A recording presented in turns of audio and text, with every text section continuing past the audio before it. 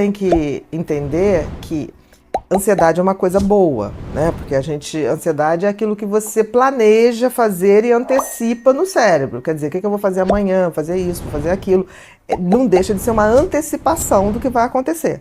E a gente se prepara para isso. Agora, se isso começa a ser uma preocupação e não uma antecipação para que você possa se preparar melhor, isso gera ansiedade mórbida, no sentido de vai desgastar o cérebro. Você, além de não ver o que vai acontecer, você vai começar a sofrer pelo que possivelmente não vai dar certo. Aí é a tal da ansiedade ruim, que faz com que as pessoas não durmam, quer dizer, elas não repousem. É muito comum pessoas ansiosas sonharem a noite inteira com o que aconteceu durante o dia e com possíveis eventos que vão acontecer, mas sempre de forma negativa, sempre num desempenho que não foi bom, sempre achando que vai dar tudo errado, sempre de uma forma negativa. Você está vivendo uma situação que não vai voltar, não é real, você está sofrendo por algo que nem sempre vai acontecer e você está criando um desgaste, que para o cérebro não tem essa coisa de real ou virtual. Se você começa a antecipar cenários ruins, o cérebro começa a sofrer em relação àquilo.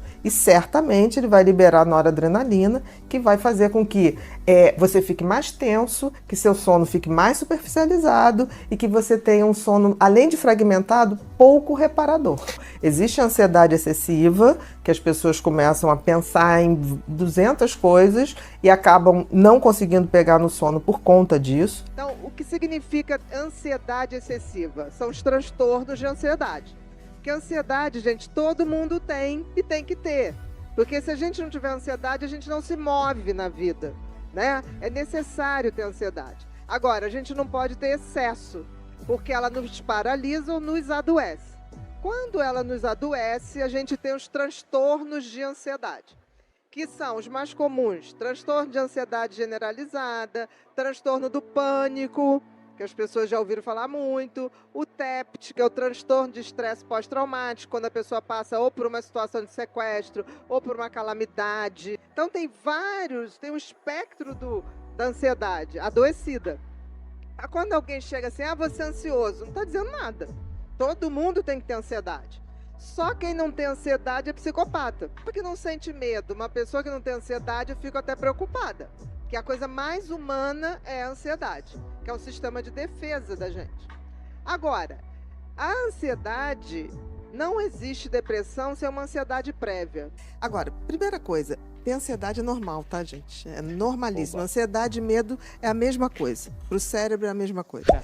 E quem não é ansioso até tem um certo medo, porque, por exemplo, o psicopata não tem ansiedade, né? Ele não funciona esse sistema límbico.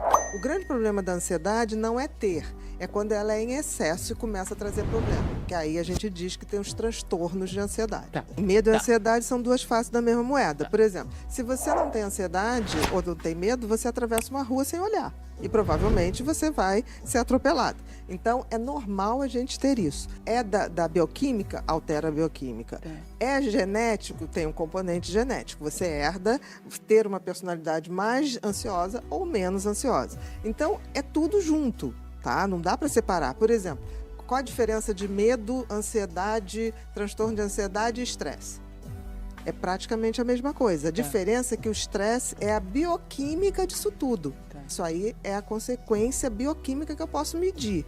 Mas a ansiedade é uma sensação de insegurança ou de que eu estou perdendo alguma coisa. Eu estou sempre com um vácuo. Tipo assim, eu devia estar fazendo alguma coisa que eu não estou fazendo, eu devia estar no lugar que eu não estou, eu devia estar sempre alguma coisa. Quanto mais opções de coisas você tem, mais ansioso você fica. Porque a ansiedade faz com que eu tenha que tomar decisões, escolher. Então, por exemplo, se você tiver 5 sucos, você vai ficar confuso e ansioso para escolher. Se você só te for oferecido um suco, olha, eu tenho suco de melancia, você vai aceitar, ok. Você não vai entrar em deliberação, porque a ansiedade é isso ou aquilo. Não, mas pode ser aquilo também.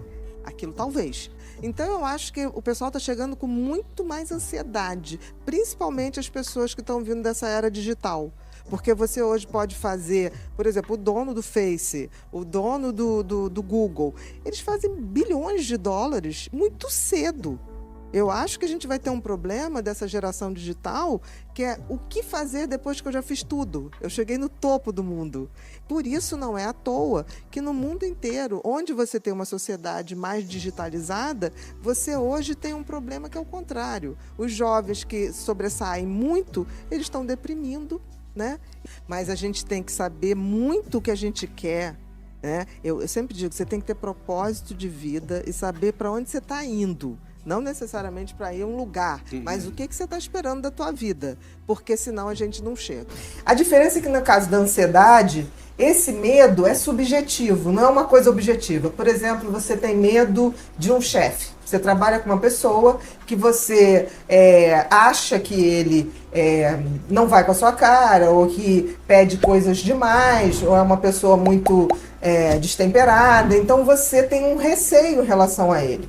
Só que se você pensar bem, qual a probabilidade desse chefe te matar, botar em risco a sua vida? Quase nenhuma. Então, na realidade, a ansiedade é quando o medo não é concreto de risco de vida, quando é um medo subjetivo. A maioria de nós hoje tem um medo subjetivo de coisas. Medo, por exemplo, uma pessoa muito ansiosa, ela tem medo do futuro. Né? Será que vai dar certo? Será que eu vou conseguir ganhar um dinheiro para pagar a prestação? Será que eu vou viver o tempo para usufruir isso tudo? Isso é ansiedade. Né? É a mesma coisa, só que tem que eu tenho um objeto concreto, medo de um cachorro. O outro eu tenho uma sensação. Tipo assim, será que eu vou dar certo na vida? É uma ansiedade. Mas é um medo. Medo e ansiedade não tem como você separar. Mas eu acho que mais fundamental é a gente entender esse processo, porque nem o medo nem a ansiedade são coisas em vão. Elas vieram no nosso DNA, né? Elas estão cravadas no nosso DNA desde que a gente está na Terra, para poder a gente sobreviver. Somente os medrosos, entre aspas, sobreviveram. Porque se você fosse enfrentar um mamute ou uma caça sem se preparar, ninguém estava aqui para contar a história. Porque a espécie humana, se você for ver, a gente é um bichinho muito frágil diante de tantos outros bichos selvagens. Então, a gente precisou ter medo para poder buscar soluções. Então, o medo ou a ansiedade não é uma coisa ruim. Ele só é ruim quando é excessivo. Eu acho que tem alguns pensamentos que são fundamentais. Primeiro, não negar que você tem medo, mas saber que todo medo, se você não enfrenta, ele cresce. Então, é simples. Está com medo? Vai com medo, mas vai. Porque tem uma hora que ele cede. Não tem como, ele vai ceder.